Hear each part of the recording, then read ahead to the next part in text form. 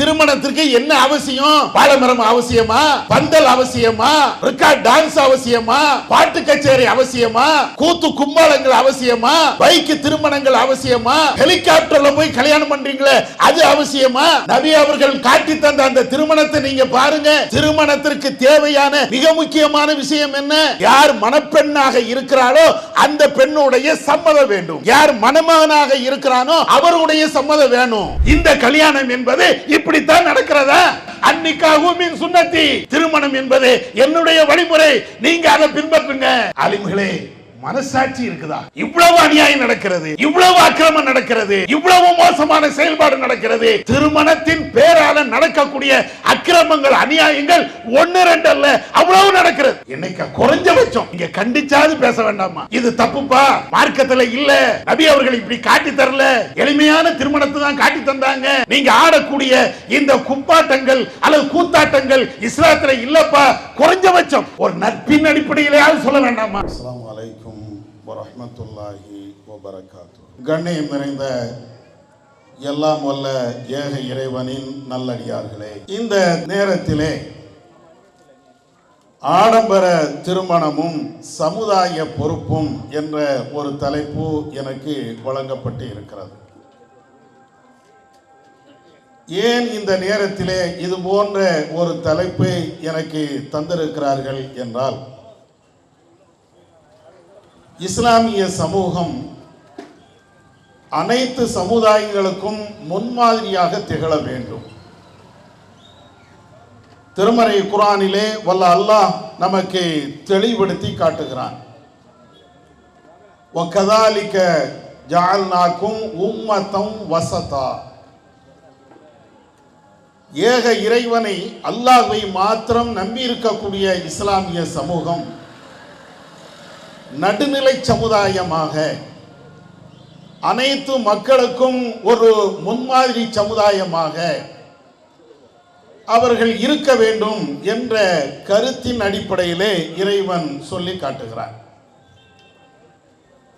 எல்லா மக்களுக்கும் எல்லா சமுதாயத்தவர்களுக்கும் முன்மாதிரியாக திகழ வேண்டிய நம்முடைய இஸ்லாமிய சமூகம் இந்த திருமண விஷயத்திலே எப்படியெல்லாம் பிற மத சமுதாயத்திற்கு மோசமான முன் உதாரணத்தை காட்டுகிறார்கள். இஸ்லாம் என்ற பெயரிலே, முஸ்லிம் என்ற பெயரிலே இஸ்லாத்திற்கு விரோதமாக என்னென்ன திருமணத்தில் அரங்கேற்றுகிறார்கள் என்பதையெல்லாம் தெளிவுபடுத்தக்கூடிய விதமாகத்தான் இந்த தலைப்பு எனக்கு வழங்கப்பட்டு இருக்கிறது. ஆடம்பர திருமணம் என்றாலேயே இஸ்லாமியர்களாக இருக்கக்கூடிய நாம் ஒவ்வொருவருக்குமே தெரியும் அது கூடாது என்று. இதற்கு பெரிய ஆதாரங்களையோ ஆய்வு கட்டுரைகளையோ சமர்ப்பிக்க வேண்டிய தேவையில்லை என்ற அளவிற்கு இஸ்லாமியர்கள் ஒவ்வொருவருமே புரிந்து வைத்திருக்கிறோம்.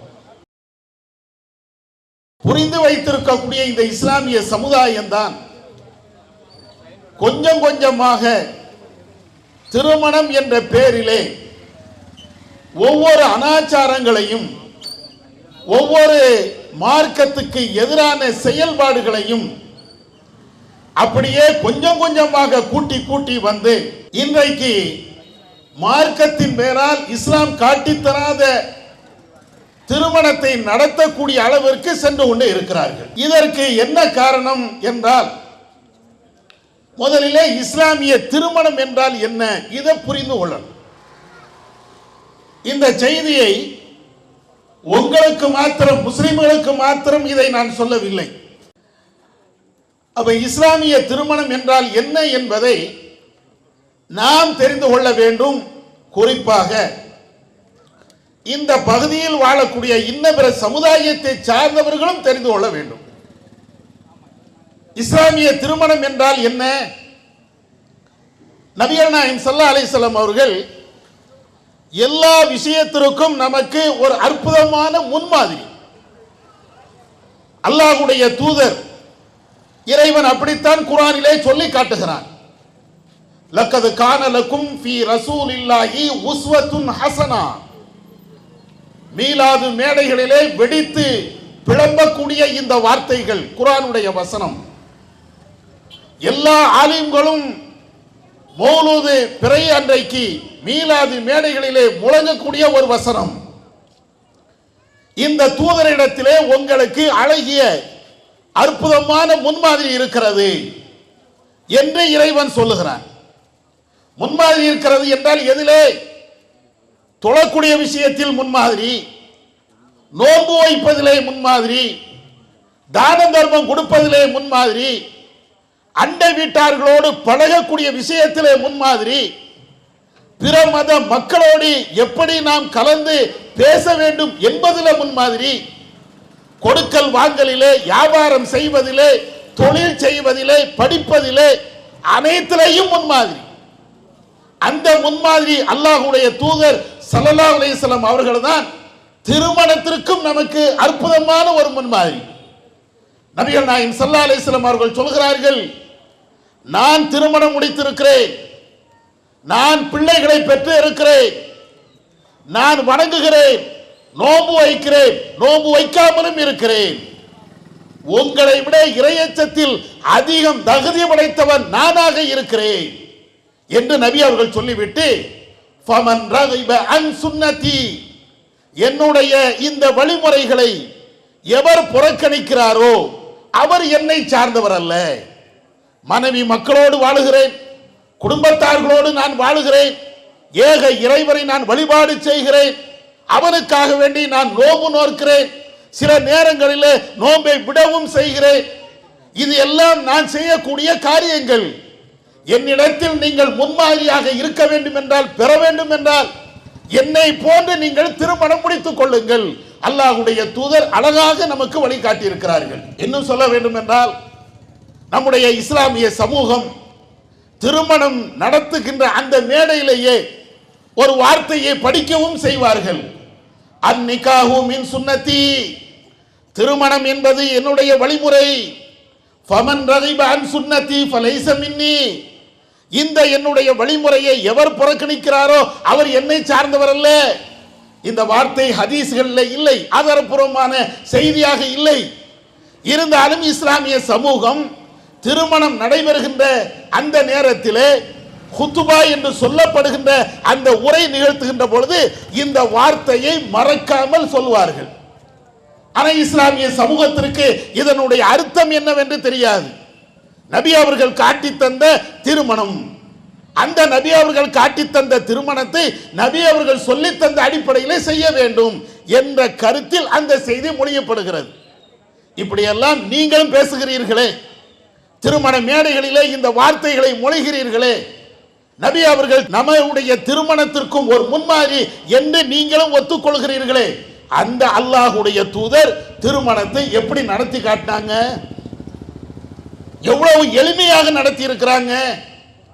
இன்றைக்கு திருமணம் என்பது இந்த சமூகத்திலே திணிக்கப்பட்ட மிகவும் கஷ்டமான ஒரு நிலையாக மாற்றப்படவில்லையா? ஆனால் அல்லாஹ்வுடைய தூதர் காட்டி தந்த அந்த திருமண வழிமுறைகளை நீங்கள் பாருங்கள். யாரும் கல்யாணம் பண்ணிட்டு போயிடலாம், எவரும் திருமணம் பண்ணிட்டு போயிடலாம், எந்த கஷ்டமும் கிடையாது. திருமணம் என்ற பெயரால இன்றைக்கு மன கவலைக்கு உட்படாத எந்த குடும்ப தலைவனும் இருக்க இயலாது. பெண் பிள்ளையை பெற்றுவிட்டார்கள் என்றால் அதற்காக வேண்டி அந்த பிள்ளை பிறந்ததில் இருந்து இன்னொருத்தன் கையில கட்டி கொடுக்கிற வரையிலையும் அவனுக்கு ஒரே கவலை, என் பிள்ளையை எப்படி கட்டி கொடுப்பது, என் பிள்ளைக்கு எப்படி திருமணம் வைப்பது. திருமணம்க்கு மாப்பிள்ளை பேசிவிட்டார்கள் என்றால் அப்ப இன்னும் கூடுதல் கவலை, யாரை கூப்பிடணும், யாரு விடுபட்டு கூடாத, அவரை கூப்பிடணுமா, இவரை கூப்பிடணுமா, லிஸ்ட போடு, எழுதி வை. இப்படி எல்லாம் கஷ்டப்படுறோமே. திருமணம் என்ற பெயரால நமக்கு நாமே நம்முடைய தலையில மிகப்பெரிய பாரத்தை தூக்கி வைத்துக் கொண்டு இன்றைக்கு நாம நிக்கிறோமே. உங்களுக்கும் எனக்கும் இந்த உலகத்திற்கும் முன்மாதிரியாக திகழ்ந்த கண்மணி நாயகம் ஸல்லல்லாஹு அலைஹி வஸல்லம் அவர்கள் இந்த திருமணத்தை எப்படி நடத்தி காட்டினார்கள், தன்னுடைய திருமணத்தை எப்படி அவர்கள் நடத்தி காட்டி இருக்கிறார்கள் பாருங்க. ஹதீஸ்களை கொஞ்சம் எடுத்து பாருங்க. நபிகள் நாயகம் ஸல்லல்லாஹு அலைஹி வஸல்லம் அவர்கள் ஒரு போருக்கு சென்று விட்டு திரும்பி வருகிறார்கள். அன்னை சஃபியா ரலியல்லாஹு தஆலா அன்ஹா அவர்களை திருமணம் முடிக்க போறாங்க. திருமணம் முடிக்க போகின்ற அந்த நேரத்தில் சஹாபாக்களும் கூட இருக்கிறாங்க. நபி அவர்கள் கொஞ்சம் தூரத்தில் நிற்கிறாங்க. நபி அவர்களுக்கு பக்கத்தில் ஒரு பெண்மணி இருக்கிறாங்க. இந்த பெண்ணை அல்லாஹ்வுடைய தூதர் திருமணம் முடித்தார்களா முடிக்கலையா சஹாபாக்கள் மாறி மாறி பேசிக்கிறாங்க. அப்பொழுதுதான் நபிகள் நாயகம் ஸல்லல்லாஹு அலைஹி வஸல்லம் அவர்கள் அந்த பெண்ணை திருமணம் முடித்தார்கள் என்றால் அதற்குன்னு சில அடையாளங்கள் இருக்கும். அதை வைத்து ரசூலுல்லாஹ் அந்த பெண்ணை கல்யாணம் பண்ணிட்டாங்க என்று நாம புரிந்து கொள்வோம். சஹாபாக்கள் பேசுறாங்க. என்ன அடையாளம்? அல்லாஹ்வுடைய தூதர் அந்த பெண்ணை அவர்கள் முழுமையாக மறைத்து விட்டார்கள் என்றால் அந்த பெண்ணை கல்யாணம் பண்ணிட்டாங்கன்னு அர்த்தம். ஒரு பேச்சுக்கு அந்த பெண்ணை அவர்கள் மறைக்கவில்லை என்றால், சாதாரணமாக விட்டு விடுகிறார்கள் என்றால் அந்த பெண்ணை நபி அவர்கள் அடிமையாக வைத்திருக்கிறார்கள் என்று அர்த்தம். இதை பேசிக்கிட்டே இருக்கும்போது நபிகள் நாயகம் ஸல்லல்லாஹு அலைஹி வஸல்லம் அவர்கள் அந்த பெண்ணை முழுமையாக மறைக்கிறார்கள். சஹாபாக்கள் பேசுகிறார்கள், நபி அவர்கள் அந்த பெண்ணை கல்யாணம் பண்ணிட்டாங்க. முடிஞ்சு போச்சு.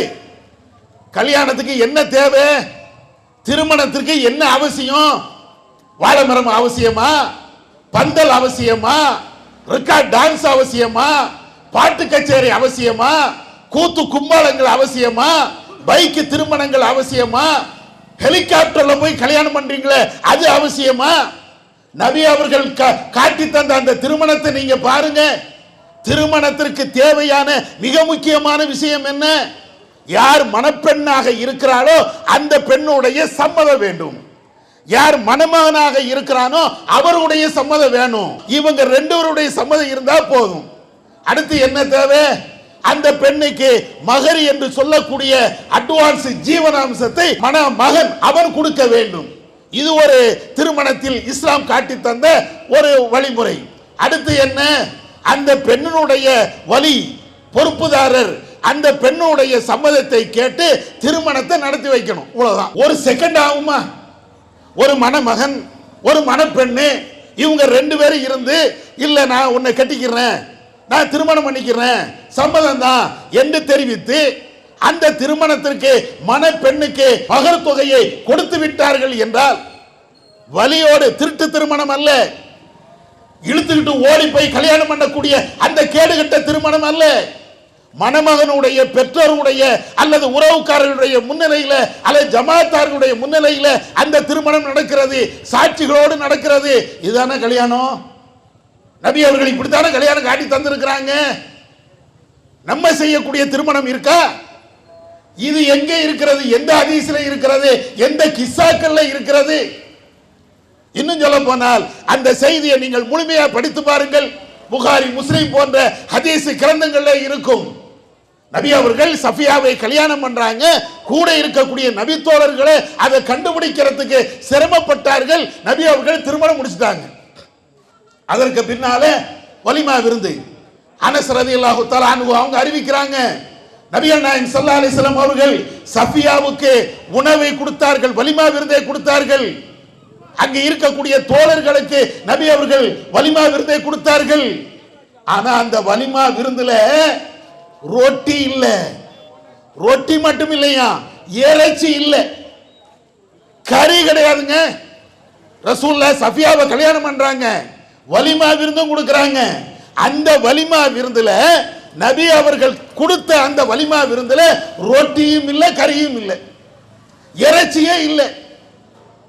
இன்னைக்கு இப்படி ஒரு கல்யாணம் பண்ணி பாருங்களேன், எங்கேயும் இழுத்துட்டு வந்துட்டாம்பாங்க, கொச்சையாக பேசுவார்கள், அநாகரிகமாக பேசுவார்கள், இது திருமணமே இல்லை என்று மிக கடுமையான வார்த்தையில விமர்சனம் பண்ணுவார்கள்.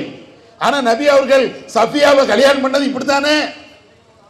இன்னும் சொல்ல போனால் நபி அவர்கள் இறைச்சியே வலிமா விருந்துக்கு கொடுக்கவில்லை என்பது அல்ல. அல்லாஹ்வுடைய தூதர் ஜைனப் என்ற அந்த பெண்ணை நபி அவர்கள் திருமணம் முடிக்கிறார்கள். அந்த செய்தியை அறிவிக்கக்கூடிய நபி தோழர்கள் சொல்கிறார்கள், நபிகள் நாயகம் ஸல்லல்லாஹு அலைஹி வஸல்லம் அவர்கள் ஜைனபுக்கு கொடுத்தது போன்று ஒரு வலிமா விருந்தை வேற யாருக்கும் கொடுக்கல. வலிமா விருந்து ரசூலுல்லாஹ் கொடுக்கறாங்க, ஜைனபுக்கு கொடுக்கறாங்க. ஜைனபுக்கு கொடுத்த அளவிற்கு சஃபியாவுக்கு ரசூலுல்லாஹ் கொடுக்கல, உம்மு குல்சூம் கொடுக்கல, ஏனைய மனைவிமார்களுக்கு கொடுக்கல. அதை விட உச்சகட்டமாக நபி அவர்கள் ஜைனபுக்கு வலிமா விருந்தை மிக பிரமாண்டமாக கொடுத்தாங்க. பிரமாண்டம்னா என்ன? மிக கடுமையாக வலிமா விருந்தை கொடுத்து விட்டார்கள் என்றால் என்ன? ஊருக்கே சாப்பாடு போட்டாங்களா? உலகத்துக்கே சாப்பாடு போட்டார்களா? மிக பிரம்மாண்டமாக பல லட்சம் ரூபாய் கல்யாண மண்டபத்தை பிடித்து கல்யாண மண்டபத்தில் விருந்து போட்டாங்களா? அவுலம ஷாத்தன் நபி அவர்கள் ஜைனபுக்கு ஒரே ஒரு ஆட்டை அறுத்து வலிமா விருந்து கொடுத்தார்கள். அவ்வளவுதான். பிரம்மாண்டமாக ரசூலா செஞ்ச அந்த வலிமா விருந்தினுடைய அளவு என்ன தெரியுமா? ஒரே ஒரு ஆடு, ஒரு ஆடை நபி அவர்கள் விருந்து கொடுத்தாங்க. இவ்வளவுதான். அப்ப ரசூலுல்லாஹ்வுடைய திருமணம் அவங்க காட்டி தந்த அந்த வழிமுறைகள் எல்லாத்தையும் நீங்க பாருங்க. எளிமை எளிமை என்றால் திருமணத்தை அல்லாஹ்வுடைய தூதர் அவ்வளவு எளிமையா காட்டினாங்க. இது யாருக்கு? ஏழைகளுக்கு மட்டுமா? ஒண்ணுமே இல்லாதவர்களுக்கு மட்டுமா? அனாதைகளுக்கு மட்டுமா? ரசூலுல்லாஹ் எல்லாத்துக்கும் முன்மாதிரி.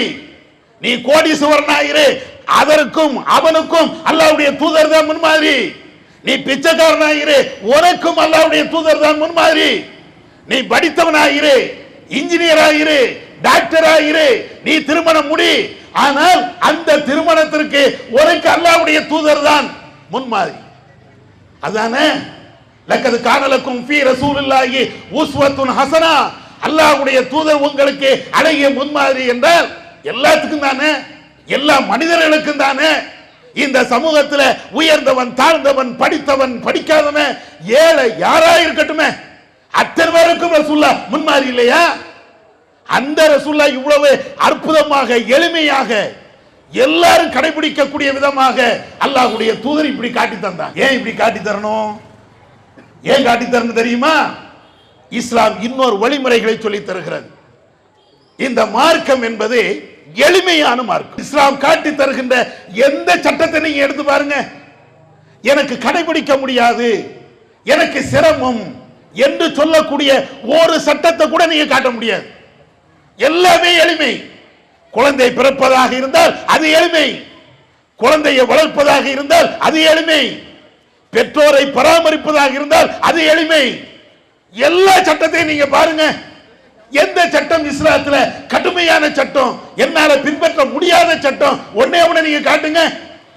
ஏன்னா இஸ்லாத்தினுடைய பேசிக் இஸ்லாம் என்பது எளிமை. அதனாலதான் ரசூலுல்லாஹ் சொல்றாங்க, திருமணம் செலவு பிடிக்கக்கூடிய ஒரு வணக்கம் என்றால், செலவு பிடிக்கக்கூடிய ஒரு வழிமுறை என்றால் திருமணம். அதுலதான் கடுமையாக செலவு பண்ணுவோம். அதுக்கு தான் ரசூலுல்லாஹ் எவ்வளவு அழகாக எவ்வளவு எளிமையாக இதுதாப்பா திருமணம். இது எல்லாத்தையும் தாண்டி அல்லாஹ்வுடைய ரசூல் சொன்னாங்களா இல்லையா? இன் ஆலம நிக்காஹி பரக்கா ஐஸரஹு மௌனா. இறைவனுடைய அருளும் இறைவனுடைய பரக்கத்தும் கிடைக்கக்கூடிய ஒரு திருமணம், எந்த திருமணம் இலகுவாக எளிமையாக செலவுகள் குறைவாக நடத்தப்படுகிறதோ அந்த திருமணம் தான். இறைவனுடைய பரக்கத்து வேணுமா? எளிமையா திருமணம் நடத்து. இறைவனுடைய அருள் வேண்டுமா? எளிமையா திருமணம் நடத்து. நீ கோடீஸ்வரனா இருந்தாலும் சரி, ஏழையாக இருந்தாலும் சரி, உனக்கு இறைவனுடைய அருள் தான் தேவை என்றால் எளிமையா நடத்து. அதுலதான் அல்லாஹ்வுடைய அருள் இருக்கிறது. எவ்வளவு அழகாக அல்லாஹ்வுடைய தூதர் சொன்னாங்க. அப்ப ரசூலுல்லாஹ் காட்டி தந்த திருமணம், அவர்கள் பேசிய பேச்சுக்கள், இவைகள் எல்லாத்தையும் நீங்க கோர்வையாக பார்த்தீர்கள் என்றால் திருமணம் என்பது அவ்வளவு எளிமை, கஷ்டமே கிடையாது. ஆனா இன்னைக்கு நடைபெறுகின்ற அந்த திருமணம் எப்படி இருக்குதுன்னு நான் சொல்லி தெரிய வேண்டிய நிலை அல்ல. எப்படி எல்லாம் திருமணம் நடக்கிறது? இஸ்லாமிய சமூகம் நடத்தக்கூடிய திருமணத்தை தான் சொல்கிறேன். இன்னபிற மக்கள் அது அவங்களுடைய விருப்பம், வேறு சமுதாயத்தை சார்ந்தவர்கள் அது அவங்களுடைய மத நம்பிக்கை அல்லது அவருடைய கொள்கையின் அடிப்படையில் செய்வாங்க. நான் சொல்லக்கூடிய சம்பவம் அல்லது நான் சொல்லக்கூடிய விஷயங்கள் நம்முடைய சமூகம், இஸ்லாமிய சமூகம் செய்யக்கூடிய அந்த திருமணத்தை நீங்க எடுத்து பாருங்க. சமீபத்தில் ஒரு திருமணம், வட நாடுகளில் நடந்த, வட பகுதிகளில் நடந்த ஒரு திருமணம். என்ன செய்யறாரு? பிளைட்ல போய் தான் அவர் தாலி கட்டுவாராம். தாலி கட்டுவதுன்னு ஒண்ணு வச்சிருக்கிறாங்க. கல்யாணம் பண்ணுவது எங்க? பிளைட். அதுக்குன்னு வாடகைக்கு பிளைட் பிடிச்சி மணமகள் மணமகன் தேவனா லெப்ப அசர்த்து எல்லாத்தையும் கூட்டி வச்சுக்கிட்டு அல்லது பெண்ணுடைய சொந்தக்காரங்க நெருங்கிய உறவுக்காரங்க இவங்க மட்டும் ஒரு பிளைட்ல போய் அப்படியே பறந்துகிட்டே கல்யாணம் பண்றாராம். என்னப்பா பறந்துகிட்டே கல்யாணம் பண்ணா பறக்கத்து கூடிருமா? பறந்துகிட்டே கல்யாணம் பண்ணதுனால உனக்கு அபிவிருத்தி கூடுதலா வந்துருமா? இன்னும் சில பேர் ஹெலிகாப்டர்ல போய் கல்யாணம் பண்றது, இன்னும் சில பேர் வேறு வேறு விதமாக. இப்ப அதையெல்லாம் தாண்டி நடுத்தர மக்கள் என்று பேசுவோமா இல்லையா? பெரிய செல்வந்தரம் கிடையாது, ஏழையும் கிடையாது, நடுத்தர மக்கள். அவங்களுடைய திருமணத்தை நீங்க பாருங்க. பெரிய பெரிய கோடீஸ்வரருடைய திருமணங்கள் கூட அப்படி நடக்காது. மிக கொடுமையான ஆடம்பரத்தோடு அவங்களும் செய்ய வந்துட்டாங்க. சமீபத்தில் ஒரு யூடியூப் வீடியோல பார்க்கிறேன். நம்ம இஸ்லாமிய சமூகம் தான் என்ன செய்யறாரு, மன மேடைக்கு வருகிறார். எல்லாரும் நம்ம எல்லாம் கல்யாணம் பண்ணியிருப்போம், மணமகனாக வருவோம். எப்படி வருவோம்? ஒரு கார்ல இறங்குவோம் அல்லது நடந்தே வந்துருவோம். எளிமையாக இருக்குதுன்னா நண்பருடைய பைக்கில் இறங்குவோம். இப்படி சிம்பிளாக நடத்திட்டு போயிருவோம்.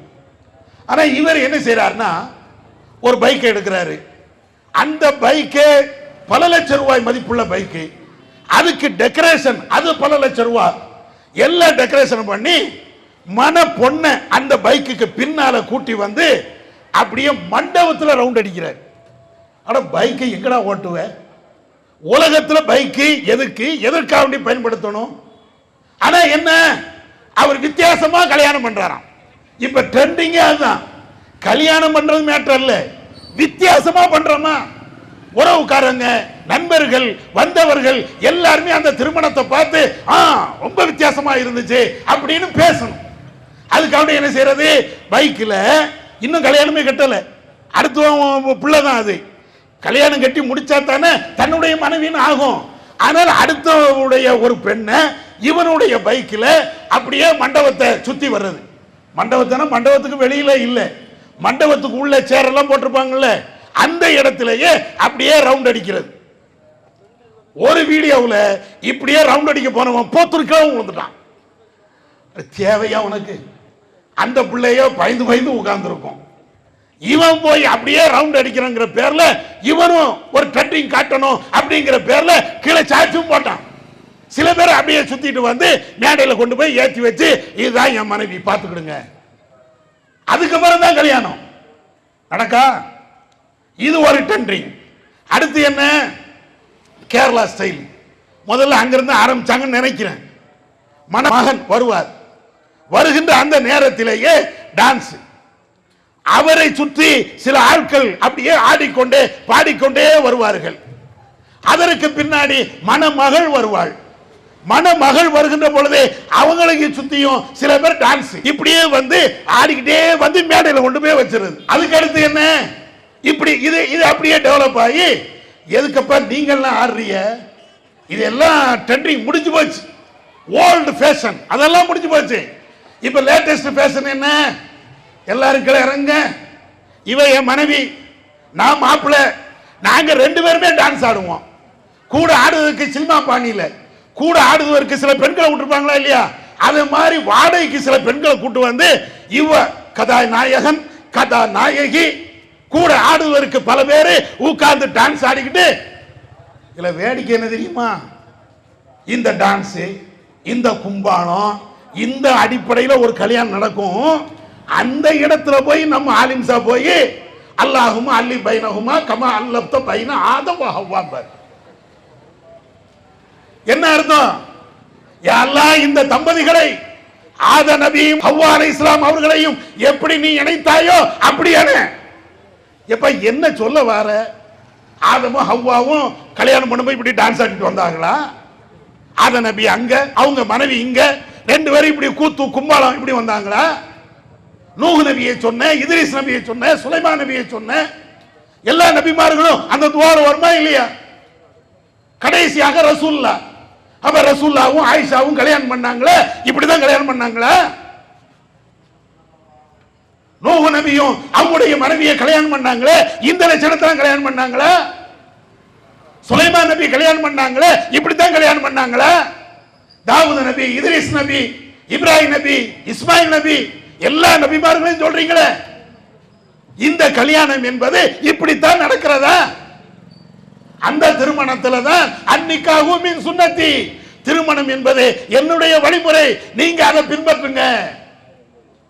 ஆலிம்களே, மனசாட்சி இருக்குதா? இவ்வளவு அநியாயம் நடக்கிறது, இவ்வளவு அக்கிரமம் நடக்கிறது, இவ்வளவு மோசமான செயல்பாடு நடக்கிறது. திருமணத்தின் பேரால நடக்கக்கூடிய அக்கிரமங்கள், அநியாயங்கள் ஒன்னு ரெண்டு அல்ல, அவ்வளவு நடக்கிறது. இன்னைக்கு குறைஞ்சபட்சம் நீங்க கண்டிச்சாது பேச வேண்டாமா? இது தப்புப்பா, மார்க்கத்தில் இல்ல, நபி அவர்கள் இப்படி காட்டி தரல, எளிமையான திருமணத்தை தான் காட்டி தந்தாங்க. நீங்க ஆடக்கூடிய இந்த குப்பாட்டங்கள் அல்லது கூத்தாட்டங்கள் இஸ்லாத்துல இல்லப்பா. குறைஞ்சபட்சம் ஒரு நட்பின் அடிப்படையிலேயாவது சொல்ல வேண்டாமா? உங்களுக்கு அந்த உரிமை இருக்கா இல்லையா? அந்த தகுதி இருக்கா இல்லையா?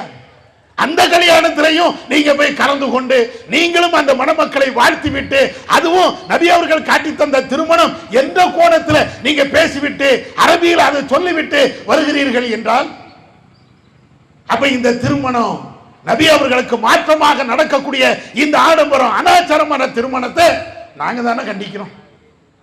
வேற யாரு கண்டிக்கிற சொல்லுங்க? இது அநியாயமா தெரியல, அக்கிரமா தெரியலையா? சரி, இது ஒரு பக்கம். இன்னொரு பக்கம் என்ன? திருமணம் என்றால் வான வேடிக்கை இல்லாத, வேட்டுகள் வெடிகள் இது மாதிரி இல்லாத ஒரு கல்யாணத்தை இப்ப பார்க்கிறதே ரொம்ப அரிதாயிடுச்சு. திடீர்னு டாண்டின்னு சத்தம் கேட்கும். ஒரு நேரத்தில் தீபாவளிக்கு சத்தம் கட்டுச்சு, இன்னைக்கு எப்ப பார்த்தாலும் தீபாவளியா இருக்குது. என்ன கல்யாணம்? ஞாயிற்றுக்கிழமை என்றால் வெடி, இங்க இருந்து அங்க, அங்க இருந்து இங்க. இது எந்த ரசூலுல்லாஹ் கற்று தந்தாங்க? இதுக்கும் நம்ம ஆலிம் சாதாரண போய் கல்யாணம் நடத்துறீங்க? இந்த வான வேடிக்கைகள், மிக கடுமையான நோய்களை தருகின்ற இந்த மாதிரி நிகழ்வுகள் நடக்கா இல்லையா? இது எல்லாம் இத மாதிரி ஒவ்வொன்றா நீங்க எடுத்துக்கிட்டே பாருங்க. திருமணத்தின் பேரால நம்முடைய சமுதாயம் அவங்களுடைய காசை, பொருளாதாரத்தை சீரழிக்கக்கூடிய, சின்னாபின்னமாக ஆக்கக்கூடிய இது போன்ற நிகழ்வுகளை நீங்க பாருங்க. சாப்பாடு, உணவு விநியோகம் கேட்டாச்சுன்னா வலிமா விருந்து, ஏன் தகுதிக்கு தக்கன நான் கொடுப்பேன். எனக்கு அல்லாஹ் செல்வத்தை தந்திருக்கிறான், வளமான ஒரு வாழ்வை தந்திருக்கிறான். எனவே ஊருக்கே நான் சாப்பாடு போடுவேன், உறவுகள் அத்தனை பேருக்கும் நான் சாப்பாடு போடுவேன். போடுறீங்களே, புள்ளி விவரம் என்னன்னு தெரியுமா உங்களுக்கு? புள்ளி விவரம் என்னன்னு தெரியுமா? சமீபத்தில் பெங்களூர்ல இருக்கக்கூடிய ஒரு யூனிவர்சிட்டி, அவங்க நாட்டில் நடக்கக்கூடிய, அதுவும் குறிப்பாக திருமணத்தில் போடுகின்ற விருதை பற்றி ஒரு ஆய்வு பண்றாங்க. அமெரிக்காவில் ஆய்வு இல்ல, லண்டன்ல பண்ணக்கூடிய ஆய்வு இல்ல, இந்தியாவில் நடைபெறுகின்ற குறிப்பாக திருமணத்தில் ஏற்படுகின்ற அந்த வீண் விரயம், உணவுல வீண் விரயம், அதை ஆய்வு பண்றாங்க. ஆய்வு பண்ணி சொல்றாங்க, ஒரு நாள் நடக்கக்கூடிய திருமணம், ஒரு நாள்ல நடக்கக்கூடிய அந்த திருமணத்தில் உணவுக்காக வேண்டி மாத்திரம் தயார் செய்யப்பட்டு அது வீண் விரயம் செய்யப்படுத. நம்ம சாப்பிட்டு போறது இல்ல, வெளியில கொண்டு போய் கொட்டுதாங்களே, சாப்பிடாம வேற எங்கேயா தூக்கி எறிகிறாங்களே, அது மாத்திரம் 539 கோடி. 539 கோடி அளவிற்கு ஒரு நாள் திருமணத்தில் மாத்திரம், திருமணத்தின் பேரால நடைபெறுகின்ற அந்த விருந்துல வீண் விரயம் செய்யப்படுகிறது. ஜமாத்தார்களே, தோழர்களே, அன்புக்குரியவர்களே, கொஞ்சம் நீங்க யோசிச்சு பாருங்க. எவ்வளவு கஷ்டப்பட்டு அந்த பொருளாதாரத்தை நீங்கள் உருவாக்குறீர்கள். ஊர்ல வேலை இல்லை, படித்தோம், இங்கே நமக்கு வேலை இல்லை, தொழில் இல்லை, கடை வைத்தோம், அதுல வியாபாரம் இல்லை, பெட்டியை தூக்கிட்டு கல்ஃபுக்கு ஓடணுமே, வெளிநாடுகளில் போய் வேலை செஞ்சோமே. நீங்கள் சம்பாதிக்கக்கூடிய ஒவ்வொரு ரூபாயினுடைய அந்த மதிப்பை கொஞ்சம் யோசிச்சு பாருங்க. அந்தரத்தில் தொங்கிக் கொண்டு பெயிண்ட் அடிச்சிங்களே, வனாந்தரத்தில், பாலைவனத்தில், அந்த வேகாத வெயில்ல அங்க போய் டாய்லெட் கழுவுனீங்களே, இவ்வளவு கஷ்டப்பட்டு வேர்வையை சிந்தி நீங்க சம்பாதித்து வருகின்ற அந்த காசு உங்க மனைவி சாப்பிட்டா பிரச்சனை இல்ல, பிள்ளைங்க சாப்பிட்டா பிரச்சனை இல்ல, உங்க வாப்பா உம்மா அடுத்தவன் எதிர் வீட்டுக்காரன் பக்கத்து வீட்டுக்காரன் நண்பர்கள் அவங்க பயன்படுத்தினா கூட பிரச்சனை இல்ல, குப்பைக்கு போதப்பா. திருமணம் என்ற பெயரால நீங்கள் செலவு செய்கின்ற இந்த விருது, அதுவும் இப்ப என்ன விருந்துன்னு ஒரு சாப்பாடு 2 சாப்பாடு வைக்கிறது இல்லை, விதவிதமா வைக்கணுமா. புரோட்டா என்ன, இறைச்சி என்ன, பொரிச்ச இறைச்சி என்ன, ஆட்டு இறைச்சி என்ன, மாட்டு இறைச்சி என்ன, அதற்கு பின்னால ஐஸ்கிரீம். அது ஒரு வகையில் இருக்கக்கூடாது, 4 வகையில். எப்ப சாப்பிடுங்க, அல்லாஹ் அழகா சொல்றான், குலு வஷ்ரபு, நீங்க சாப்பிடுங்க, குடிங்க, உங்க வயிற்றுக்குள்ள தள்ளுங்க, தப்பு இல்லை. ஆனா வலா துஸ்ரிஃபு, வீண் விரயம் செய்யாதீர்கள். ஒரு மனுஷன் சாப்பிடுகிறான் என்றால் எல்லாத்தையும் சாப்பிட முடியுமா? எவ்வளவுதான் இருக்கட்டுமே, எவ்வளவு சாப்பிட முடியும்? அவனுக்கு தகுந்தவர் தானே சாப்பிடுவான். அதுல இன்னொரு கொடுமை என்ன தெரியுமா? இந்த திருமண வீட்டில ஏன் இவ்வளவு பெரிய உணவுகள் வீண் விரயமாக ஆக்கப்படுகிறது என்றால், ஒரே நாள்ல பல திருமணம் நடக்கும். இங்க ஒரு கல்யாணம், அங்க ஒரு கல்யாணம், அங்க ஒரு கல்யாணம், ஒரு தெருவிலேயே 10 கல்யாணம். எல்லாருமே அந்த ஊர்வாசிகள், நண்பர்கள், உறவுக்காரங்க கூப்பிட்டு வருவாங்க. எனக்கே ஒரு நாளைக்கு 10 அழைப்பு வருது அப்படின்னு வச்சுக்கிடுங்களேன். அங்க கல்யாணம், இங்க கல்யாணம், இங்க கல்யாணம். 10 பேர் நமக்கு தெரிஞ்சவங்க, 10 வீட்டாரையும் என்ன கூப்பிடுறாங்க. எத்தனை வீட்டுல போய் சாப்பிடுவேன்? 10 வீட்லயும் சாப்பிட முடியுமா? 10 வயிறா அல்லாஹ் தந்திருக்கிறான், 10 வகையான குடலையா அல்லாஹ் தந்திருக்கிறான், 10 வாயையா அல்லாஹ் தந்திருக்கிறான், 20 கைகளையா அல்லாஹ் தந்திருக்கிறான். அடே, இறைவன் படைச்சதே ஒரு வாய் ஒரு வயிறு. அதனால என்ன செய்ய முடியும்? 10 வீட்டுல ஒரே நாள்ல நமக்கு அழைப்பு வந்தாலும் ஒரு வீட்டுல தான் சாப்பிடுவோம், பாக்கி வீட்டுல சாப்பிட முடியாது. பேருக்கு தலையை காட்டிட்டு வருவோம், கொஞ்சம் ஜூஸோ தண்ணியோ குடிச்சிட்டு வந்துருவோம். கடைசி உனக்காக வேண்டி தயார் செய்யப்பட்ட அந்த உணவு குப்பை தொட்டைக்கு போகும். அதுதானே வீண் விரையும். போதா? எத்தனை இடங்கள்ல ஒரு லேசாக ஏதோ வந்தார்கள், நபி அவர்கள் போட்டது போன்று வலிமா விருந்தை எளிமையாக வைத்தீர்கள் என்றால் அதுல இவ்வளவு வீண் விரை வராத. ஆடம்பரம் என்ற பேர்ல ஏன் திருமணம் தான் இந்த ஊர்லேயே மிகச்சிறந்த திருமணமாக இருக்க வேண்டும் என்று பகட்டுக்காக வேண்டி நடத்தப்படுகின்ற அந்த திருமணத்தில் தான் இவ்வளவு பெரிய அநியாயம் நடக்கிறது. திருமணத்துக்கு சாப்பாடு என்ற பேர்ல பந்தலுக்கு டெக்கரேஷன் போடுறோமே எப்பா, அதாவது மண்டபத்துல அவங்களே ஒரு டெக்கரேஷன் பண்ணிருப்பாங்க, அது காணலாம். அதுக்கு பின்னால பல லட்சம் ரூபாய்க்கு மீண்டும் ஒரு டெக்கரேஷன். எதுக்கு இந்த டெக்கரேஷன்? எதுக்கு? ஒரு அரை மணி நேரம், 1 மணி நேரம். அந்த 1 மணி நேரத்துக்காக வேண்டி 10 லட்சம் ரூபாய் செலவு, 20 லட்சம் ரூபாய் செலவு அந்த மண்டபத்தை டெக்கரேஷன் பண்றது. நாளைக்கு நீ அங்க கட்டி இருக்கக்கூடிய அனைத்து பொருட்களும் குப்பையில போய் கிடக்கும். கல்யாணம் முடிஞ்சிட்டு அந்த மண்டபத்தை போய் நீங்க பாருங்க. கல்யாணம் நடக்கிறதுக்கு முன்னாடி புது மாப்பிள்ளை மாதிரி அந்த மண்டபம் சோடிக்கப்பட்டு இருக்கும். கல்யாணம் முடிஞ்ச பிறகு நீ அந்த மண்டபத்தை போய் நீங்க பாருங்க, எப்படி இருக்கும்? இறஞ்சு கிடந்து எல்லா குப்பைகளும் ஒட்டுமொத்தமாக அங்க திரட்டப்பட்டு, இவ்வளவு பெரிய குப்பையில தான் நம்ம வந்து உட்கார்ந்தோமா என்று நினைக்கக்கூடிய அளவிற்கு அவ்வளவு பொருளாதாரமும் அங்கே அநியாயமாக கரியாக ஆக்கப்பட்டிருக்கும். நடக்கா? இது அல்லாம திருமணத்தின் பேரால இன்னும் ஆடம்பரங்கள். என்னென்ன ஆடம்பரம்? கல்யாணத்துக்கு பொண்ணுக்கு பட்டு சாரி தான் உடுக்கணும். சரி, பட்டு சாரி உடுக்கட்டும். எவ்வளவு ரூபாய் எடுப்பீங்க? ஒரு நேரத்தில் ஒரு 20 வருஷத்துக்கு முன்னாடிலாம் 1000 2000 ரூபாய்க்கு எடுத்துக்கிட்டு இருந்தாங்க. இப்போ பட்டு சாரி ரேட் என்ன தெரியுமா? பொம்பளைகள்கிட்ட கேட்டா தெரியும். 1000 ரூபாய்க்கு இருக்குது, 10,000 ரூபாய்க்கு இருக்குது. இந்த மணப்பெண்ணுடைய பட்டு சாரி அது எவ்வளவு ரேட்டுக்கு? 1 லட்சம் ரூபா, 2 லட்சம் ரூபா. சரிப்பா, 2 லட்சம் ரூபாய்க்கு நீ வந்து பட்டு சாரி எடுக்கிற, வருங்கால மனைவிக்கு நீ கொடுக்கிற, அது எத்தனை தடவை அந்த பொண்ணு அதை கொடுக்க போகுது? 1 லட்சம் ரூபா. அதுலயும் கணவன் மனைவியுடைய பேரெல்லாம் போட்டு பயங்கரமா டெக்கரேஷன் போட்டு திருமண நாட்களை எல்லாம் அந்த சாரியிலேயே நூல் வடிவில் அப்படியே எழுதி எல்லாத்தையுமே கொடுத்துட்டு வந்து நிப்பிய. எவ்வளவு நேரத்துக்கு? ஒரு மணி நேரம். அதுக்கு பின்னால அந்த 1 லட்சம் ரூபாய் பட்டு சாரியை உடுக்க முடியுமா? கேட்டு பாருங்களேன். 1 லட்சம் ரூபாய்க்கு வாங்கின அந்த பட்டு சாரியை உடுக்க முடியுமானா உடுக்க முடியாது. கடைசி என்ன ஆகும்? கல்யாணம் அன்னைக்கு உடுத்த அந்த பட்டு சாரி அதற்கு பின்னால பீரோல நல்லா தூங்கும். என்னைக்கு எடுக்கவே மாட்டோம். 1 லட்சம் ரூபாய்க்கு பட்டுசாரி வாங்கிட்டு கடைசியாக நம்ம வீட்டில் பயன்படுத்தக்கூடிய அந்த உடுப்பு, அந்த Dress என்ன Dress தெரியுமா? 200 ரூபாய்க்கு வாங்கக்கூடிய நைட். இந்த நைட்டியை போட்டுட்டு விடிய விடிய உட்கார்ந்து இருக்கிற, அட நைட்டியாவது 1 லட்சம் ரூபாய்க்கு வாங்கி தொலைச்சா கூட மனசு ஆறும். எப்ப பார்த்தாலும் அதுதானே போட்டுட்டு இருக்கிறீங்க. வீட்டில் இருந்தாலும் வெளியில போனாலும் அதுதானே ட்ரெஸ்ஸா இருக்குது. சுடிதார் வாங்கினா கூட சரின்னு போகலாம், என்னைக்கா போடுறீங்க. ஆனா பட்டு சாரிய 1 லட்சம் 2 லட்சம் ரூபாய்க்கு வாங்கி ஒரு மணி நேரம், அதுக்கப்புறம் பீரோல வச்சு பூட்டி அப்படியே நாசமா போயிடும். அதுக்கப்புறம் என்ன செய்வோம்?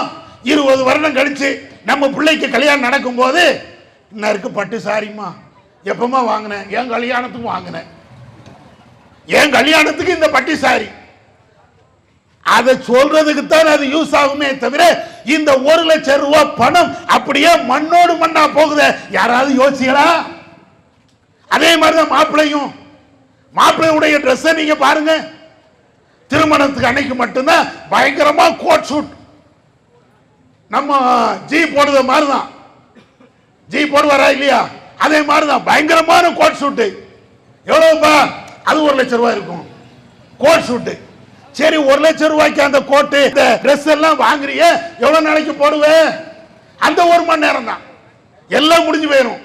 அடுத்த நாளைக்கு மாப்பிள்ளையா இருக்கும் போது எந்த ட்ரெஸ்ஸை, எந்த கோட்டை, எந்த ஆடையை நீ அணிந்து விட்டு நீ மாப்பிள்ளையா வந்தியோ, அதே ட்ரெஸ் அடுத்த நாள் நீ விடுத்துக்கிட்டு தெருல நீ போய் பாரு, கல்லால் அடிப்பான்.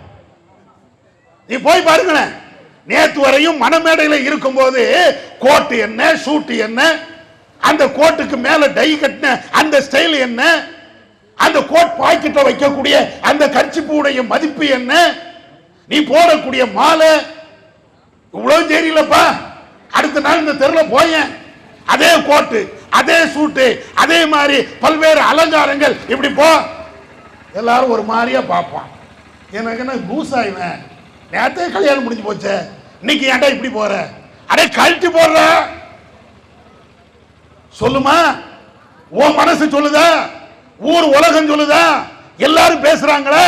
அப்ப இந்த 1 லட்சம் ரூபாய்க்கு நீ போட்ட அந்த கோட்டு ஷூட்டுக்கு என்னடா மதிப்பு? உன் காசு வீண் விரயமாக ஆனதை தவிர வேற எந்த மதிப்பும் கிடையாது. பகட்டு, நீ 1 மாசம் அணிந்தாய், 2 மாசம் அணிந்தாய். ஆனா அதே நேரத்தில் 1 லட்சம் ரூபாய்க்கு வாங்கக்கூடிய இதே மனுஷன் அவன் டெய்லி போடுதானா இல்லையா? ஷர்ட் டெய்லி போடக்கூடிய அந்த ட்ரெஸ் கடையில் போய் பாருங்க, சட்டை எவ்வளவுப்பா? 1000 ரூபாய், கொஞ்சம் குறைச்சு தாங்க. அடே கல்யாணத்துக்கு நீ 1 லட்சம் ரூபாய்க்கு கோட் வாங்கின, இப்போ ஒரு ஷர்ட் 1000 ரூபாய்க்கு போய் பார்க்கும்போது இல்ல இல்ல அது சரி வராது. இதை கூட வாங்கிட்டு போயிடலாமே, டெய்லி போடுவிய, அடிக்கடி பயன்படுத்துவிய. என்னைக்கும் பயன்படுத்தாத ஒன்றை பயன்படுத்திக்கிட்டு அதுக்கு இவ்வளவு காசு பயன்படுத்தினா, டெய்லி பயன்படுத்தக்கூடிய அந்த பொருளுக்கு கஞ்சத்தனம் பண்றான், அதுக்கு காசு கொடுக்க மாட்டேங்கிறான். சில பேர் கடனுக்கு வாங்கிட்டு வரான். அப்ப ஆடம்பரங்கள் எல்லாத்திலையும் வருது. டிரெஸ்ல எடுக்கும்போது ஆடம்பரம், அதே போல சாப்பாட்டுல ஆடம்பரம், திருமணம் நடத்தும் போது ஆடம்பரம், எல்லாத்திலையும் இப்படித்தான். இதனால விளைவுகள் என்ன? நம்முடைய சமுதாயத்தினுடைய பொருளாதாரம் இந்த சாப்பாட்டிலேயே போய்கிட்டே இருக்கிறது, வீணாக போய்கிட்டே இருக்கிறது. இதுதான் யதார்த்தம். நீங்கள் மறுமையை யோசிச்சு பாருங்க, மறுமையை நீங்கள் நினைத்து பாருங்கள். அந்த மறுமையில இறைவன் என்ன தண்டனையை இது போன்ற ஆட்களுக்கு தருகிறான்? வீண் விரயம் செய்றீங்களே, இன்னல் முபத்திரீன கானு இஹ்வானு ஷயாத்தீன். திருமணத்தின் அடிப்படையில் அல்லது வேற விதத்தின் அடிப்படையில் வீண் விரயம் செய்யக்கூடிய அத்தனை பேர்களுமே ஷைத்தானுடைய தோழர்கள், ஷைத்தானுக்கு சகோதரர்கள். ஆடம்பர திருமணம் பண்றியா? நீ முஸ்லிமாக இருந்தாலும் உன்னுடைய கூட்டாளி அப்துல் காதர் அல்ல, ஷைத்தான். நீ ஹதீஜாவாக இருந்தாலும் ஆடம்பரம் திருமணம் நீ செய்கிறாயா? உன்னுடைய தோழி ஷைத்தான். நான் சொல்லல, படைச்சவன் சொல்லி காட்டுகிறான், ரப்புல் ஆலமீன் சொல்லி காட்டுகிறான், நீ ஷைத்தானுடைய சகோதரன். இன்னொரு இடத்துல இவர்கள் அத்தனை பேர்களுமே நரகத்தில் கிடப்பார்கள். அதனால இந்த வீண் விரயம் இஸ்லாம் காட்டி தராத இஸ்லாம் தடுத்த ஒரு பாவமான செயல். திருமணத்தின் பேரால ஆடம்பரத்தை அரங்கேற்றுகிறோமே, திருமணத்தின் பேரால அனாச்சாரங்களை அரங்கேற்றுகிறோமே, திருமணத்தின் பேரால இஸ்லாத்துக்கு புறம்பாக பல்வேறு காரியங்களை நாம் செய்கிறோமே, இவைகள் அனைத்துமே மார்க்கத்தில் இல்லாத ஒன்று. இவைகளுக்காக நீங்கள் ஃபாத்தியா ஓதினாலும் தப்தர்களை கொடுத்தாலும் ஜமாத் தலைவர்களுடைய முன்னிலையில் நடந்தாலும் அத்தனை பேரும் மறுமையில் அல்லாஹ்விடத்தில் பதில் சொல்லியே ஆக வேண்டும். இந்த விழிப்புணர்வுக்கு தான் இந்த கூட்டத்தை நாங்கள் நடத்துறோம். திருமணம் என்ற பேர்ல இவ்வளவு பெரிய அநியாயம் நடக்குது, திருமணம் என்ற பேர்ல இவ்வளவு பெரிய அக்கிரமம் நடக்குது, நபி அவர்களுக்கு மாற்றமா நடக்குது. இதை நம்ம சமுதாயத்துக்கு சொல்ல வேண்டாமா? நம்முடைய சமுதாயத்திற்கு இதை விழிப்புணர்வு பிரச்சாரமாக எடுத்து சொல்ல வேண்டாமா? நீங்கள் மௌனியாக இருக்கலாம், இறைவனுடைய அருளால் நாங்கள் ஒரு காலத்திலையும் மௌனமாக இருக்க மாட்டோம். எவ்வளவு பெரிய எதிர்ப்புகள் வந்தாலும் தடையை தகர்த்து விட்டு இந்த விழிப்புணர்வு பிரச்சாரத்தை சொல்லிக் கொண்டே இருப்போம். அதுதான் எங்களுடைய வேலை.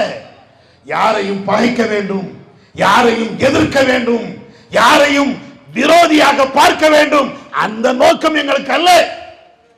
அந்த நோக்கத்தில் நாங்கள் மேடையில் ஏறவும் இல்லை, இவ்வளவு பெரிய கூட்டத்தை காட்டவும் இல்லை.